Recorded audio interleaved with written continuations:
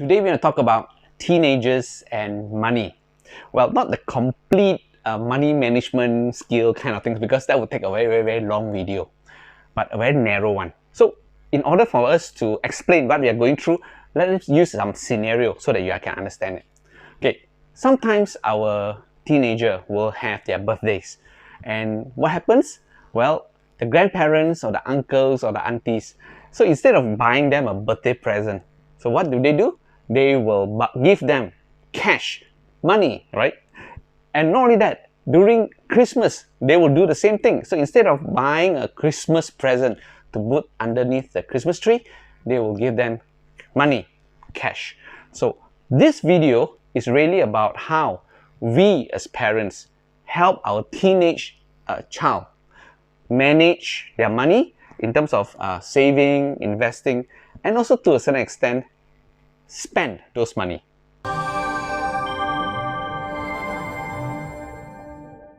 Hi, my name is Calvin and welcome to my channel. I normally do videos about achieving financial freedom, retiring early, and investment strategies. But I thought that I would want to devote some videos towards financial education for our children, the kids and the teenagers and also the young working adults. So this is one of them, yeah? So we're talking about teenagers today, right? So the teenagers that I'm talking about are range between the young teens, right? The 11, 12 to maybe the 18, 19 kind of age group as well. So they will involve different kind of strategy for you to use to work on, right? Now, when they get their money, when they get this cash, right? It is very often that they are very tempted to spend it all at one go. So that's where here we as parents must help them, guide them how to either invest this money, save this money, or even spend the money. The first thing that we can teach our teenager is that to differentiate between a need and a want. Because for them, a lot of times they think that their want is their need, okay? Let me just start with the differentiation so that you can also explain to your teenage what's the difference between a need and a want. So a need is something that you absolutely have to have in order to survive. For example, food, okay, shelter over our head, clothes that we wear. That is a need. Whereas a want is slightly different. It is something above.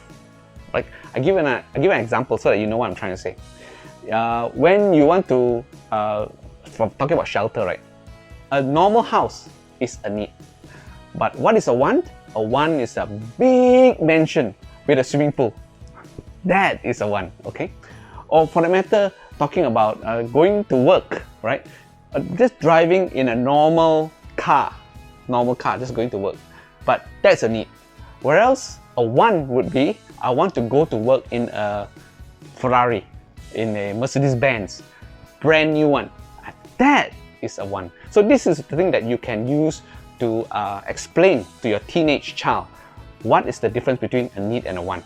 Now, what happens is that very often when the child get this big sum of money, and the natural thing, the first thing that they want to do, I mean, normal, I think most teenagers will be like that, is that they want to upgrade their phone. And they will say that they want to buy the latest iPhone or even the latest Samsung phone, things like that. They want to buy all this latest, and it is really expensive. So you have to advise, have to tell them and ask them what is the function of the phone. Well, you and I know that the function of phone is basically to call, make a phone call, message people using WhatsApp, or play some games, some apps, things like that. And whether it is an entry-level phone or the latest iPhone, it basically serves the same function. So you have to explain to this teenage child that they serve the same function, and therefore hopefully they're able to influence them to buy either maybe not the latest iPhone, but maybe 2 or 3 generations behind, which is just still as good, brand new one, but the price could be maybe a quarter of the price of a brand new iPhone, or maybe even a cheaper brand, For example, like in our case, our daughter wants a phone because she's been using a lot of hand-me-downs from us, our old phones. Whatever, when we change our phone, we change maybe 4 to 5 years. One time we change our phone, and what we do is that phone we will give to our daughter. And what happens is the latest one that she had, it was terrible. The battery was out and it was bad anyway. So for her birthday, so we asked her, what is it that you need in a phone? Well, she said the first thing that she really needs is a good camera. And so what we do is we went to do research, and we found that the best in terms of budget phone that has good camera, it is an Oppo. And that's what we did. We actually bought her for her birthday an entry-level Oppo mobile phone, and she's really happy with that. And this is how we are teaching her to differentiate between a need and a want. And this is something that you probably need to be doing for your teenager. You may ask, why is it that your teenage son or daughter is behaving like that they want all these branded goods? Well, it is because of peer pressure and also influence, especially from their friends, from their cousins, from their schoolmates, and also of course from advertisements. Everything you know, you and I know, right? Advertisements is there to influence us to buy all this very expensive stuff. So this is what is causing them to do that. Now, when we ask them what is it that they want to buy for their birthday or things like that, and first thing they do, not clothes, they want a branded one, right? Shoes, they want a branded one, right? Now, as parents, these are the things that we probably need to manage the expectation, explain to them that probably, if yes, you may want to buy a branded shoes or clothes or even bags, but today you may be able to wear it, but in 6 months time, because of you are growing very fast, growing taller, getting bigger, your legs getting bigger, probably in 6 months, you can't use them anymore. So what's the point, right? So these are things that you can be doing, that you can advise them to buy something that's comfortable, that is good, that looks nice, but not necessarily branded. Then in 6 months time, again, you have another set of new clothing, right? And again, another 6 months, another set of new clothing, because a branded shirt, for example, will cost maybe 4 or 5 times the price of a regular clothes. Nice looking clothes, but a branded one will cost 4 or 5 times. So if you for that one clothes, the branded t-shirt, for example, now they can have 5 or even 6 normal, comfortable, good looking t-shirt, but without the brand. When your teenage son or daughter get this sum of money for their birthday present or their Christmas present, what are you going to do about it? Well, this is the time where you and I, their parents, should step in to teach them about developing good money habits. You shouldn't say, no, you can do whatever you want to do with your money, because when they are still very young, and therefore probably they don't look very far ahead. And as a result, if you continue to do that, this kind of behavior of spending what they get, then what happens is that they will develop a very bad habit.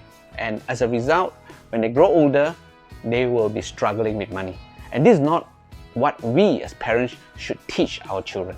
The one thing you can do is that you can ask them, okay, how much money do you get? I know it's a bit of a taboo, right? Yeah, but you can ask them, how much money do you get? And what do you intend to do with this money? Well, you want to ask this kind of question. Why? It's so that firstly, you will know the amount that they have, okay? Secondly is that you want to help them to think about what are they going to do with the money. So a lot of teenagers, what they're going to do is they say, oh, I'm going to buy that, as I said just now, they want to buy that new handphone, that new mobile phone, or even the new PS5, things like that. And that's what they want to do.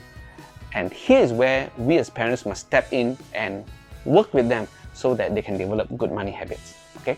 Now, if they are younger teenager, like maybe in 12, 13 years old, we have a big opportunity to teach them. That's when we actually, in inverted commas, exert a bit about our authority as their parents to teach them and say, no, no, no, this you have this X amount of dollars, $100 as this present that you have. No, you must keep aside a certain amount, a certain percentage, and then the other percentage we can say, okay, what are you going to do with this amount? This $20, this $50, what are you going to do with it?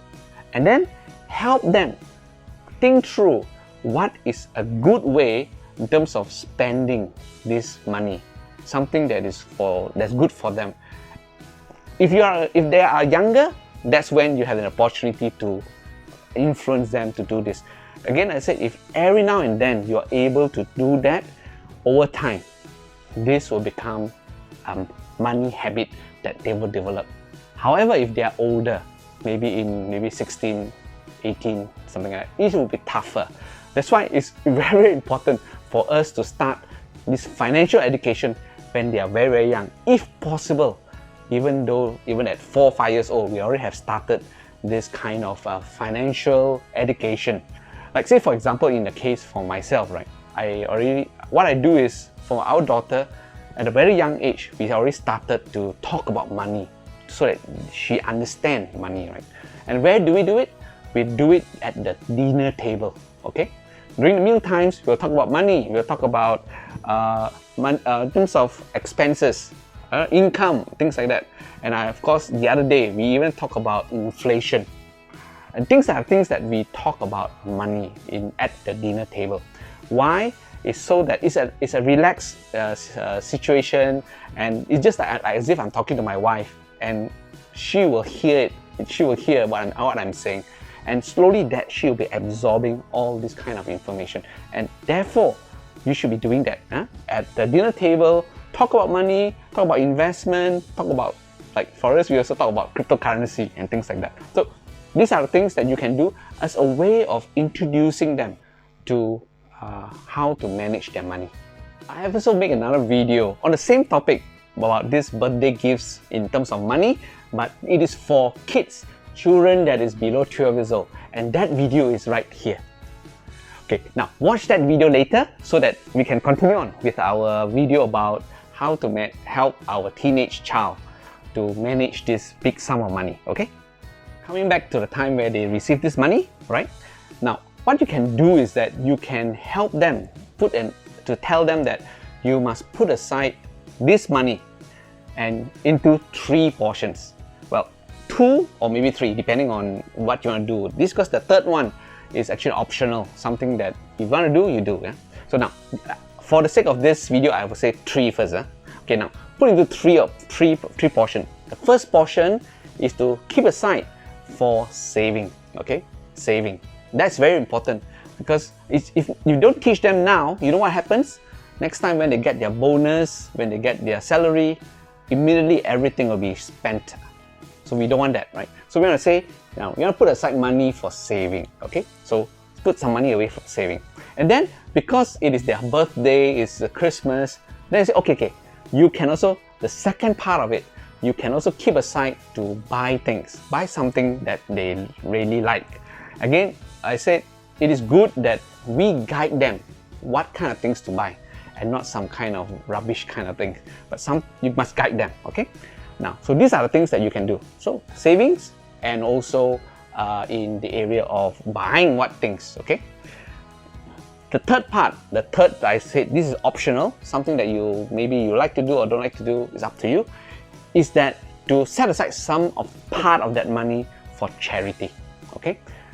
This is very important, because I feel that if you are able to put aside money for charity, then the person will develop. They will be less selfish, less me, and also they will also suddenly realize that, oh, they can actually make a difference to the community, to the world around them, just by giving money away, some amount of money away. And these are the things that you can inculcate at a very young age, this idea of charity. Yeah. Earlier I spoke about how you should advise your teenager to set aside money for savings, right? Well, I'm coming out with another video. Again, for teenager, what to do with these savings? how are you going to invest and things like that. And do keep a lookout for it. So in order for you to know that it's going to come out, do subscribe to my channel, yeah, by clicking on the button here and clicking on the bell, so that when this video comes out, you'll be notified, okay? Earlier on, I have also informed you that I have made another video on this same topic, but it is for those children that is below 12 years old, and that video is right here. So watch it now, and we'll see you in the next video.